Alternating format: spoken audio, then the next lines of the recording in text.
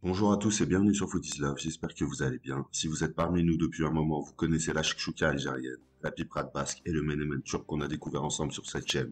Aujourd'hui, on va préparer leur cuisine tunisienne qu'on appelle l'oja ouzou, qui est un plat un peu plus relevé et plus parfumé que ceux que j'ai cités précédemment, sans oublier ma touche perso et l'apport en protéines supplémentaires grâce à la viande hachée. Donc sans plus attendre, oja tunisienne, c'est parti. Il s'agit d'un plat riche et équilibré composé de nombreux produits frais, comme des œufs, de l'oignon, de l'ail. Il y aura également du poivron et des tomates. Il y aura bien entendu du piment.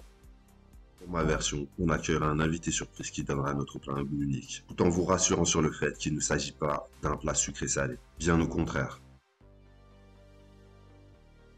Et pour enrichir ce plat prévu pour 4 à 5 personnes, afin que celui-ci soit parfaitement complet, on y ajoutera 250 g de bœuf haché qu'on assaisonnera avec quelques épices, afin que cette viande hachée puisse assaisonner le plat à son tour. Un assaisonnement qui sera composé d'une demi-cuillère à café de coriandre moulu, d'un quart de cuillère à café de gingembre,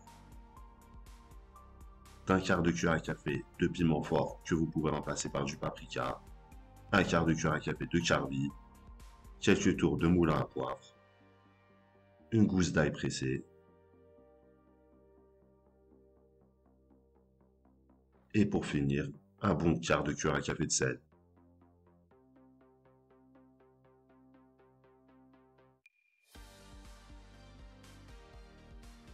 Et une fois la viande parfaitement assaisonnée, vous n'aurez plus qu'à la faire patienter quelques minutes au frigo, le temps de préparer quelques légumes. En premier temps, vous allez hacher un oignon jaune.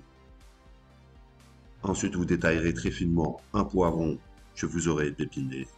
Un poivron vert ou un poivron rouge, peu importe. Celui qui sera disponible dans votre frigo sera le meilleur. Et bien entendu, une recette sans piment ou sans harissa ne pourra pas être qualifiée de recette tunisienne, donc vous savez ce qu'il vous reste à faire. Donc pour cette adja, un piment vert sera le tarif minimum. Après ça, on va détailler 4 belles tomates fraîches, toujours le plus finement possible, afin que celles-ci puissent fondre rapidement et former une belle sauce. Chaque tomate fraîche que vous pouvez remplacer par de la tomate en boîte, si jamais vous êtes hors saison.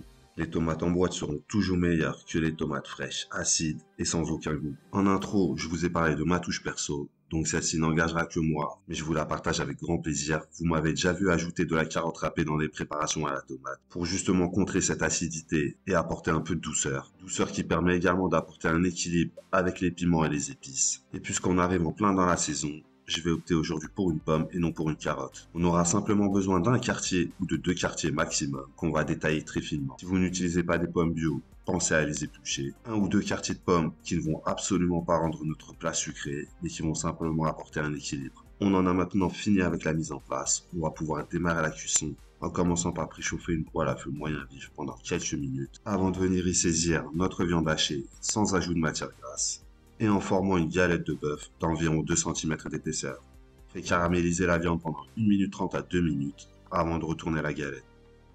Une fois la galette retournée, on comptabilisera 1 minute de cuisson supplémentaire avant d'émietter la viande. Et si jamais vous utilisez une poêle en téflon anti-adhésive, surtout pensez bien à utiliser une spatule en bois ou en plastique. Et une fois la viande bien émiettée, vous n'aurez plus qu'à l'évacuer. Ensuite, vous réduirez le feu sur un feu doux moyen. Vous ajouterez dans votre poêle 2 à 3 cuillères à soupe d'huile d'olive. Une huile d'olive dans laquelle on va faire revenir notre oignon jaune, notre poivron et notre piment.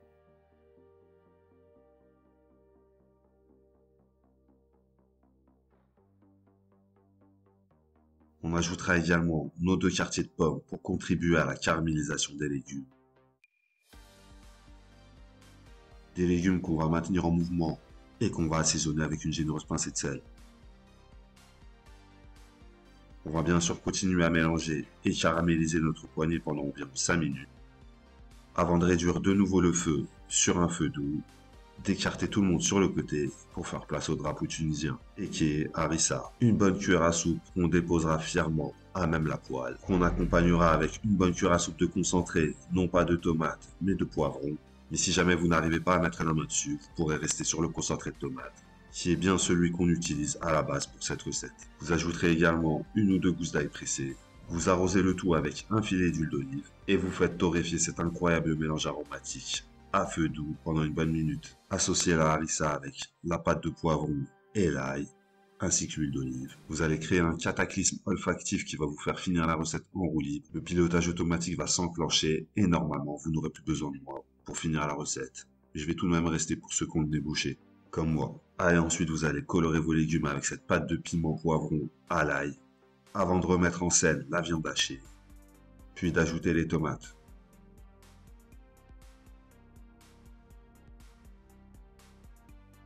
Ensuite, vous mélangez tout ça soigneusement.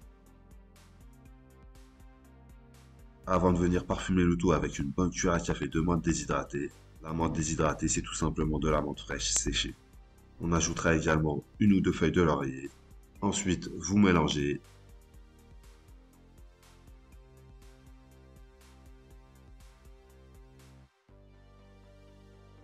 Et lorsque les tomates vont commencer à suer et à rendre du liquide, vous allez couvrir et laisser mijoter à feu doux pendant 45 minutes.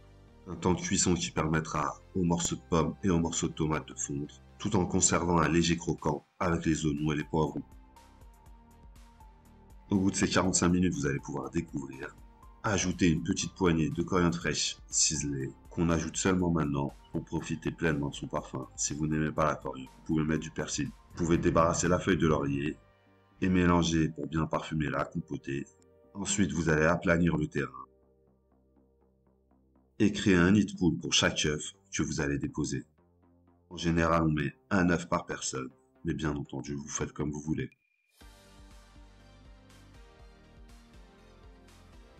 Ensuite, vous augmenterez légèrement le feu et lorsque le blanc commencera à blanchir, vous couvrirez et laisserez cuire à la vapeur pendant 2 ou 3 minutes si vous aimez le jaune coulant. Si vous aimez le jaune bien cuit, vous laisserez cuire pendant 5 minutes. Quelles que soient vos préférences, lorsque vous en aurez fini avec, vous couperez le feu et vous pourrez découvrir votre plat.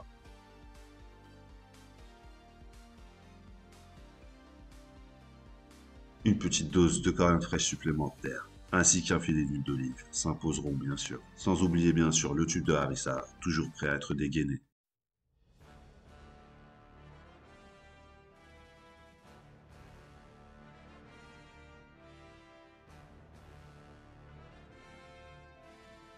Je vous ai proposé aujourd'hui une version de la rojja à la viande hachée.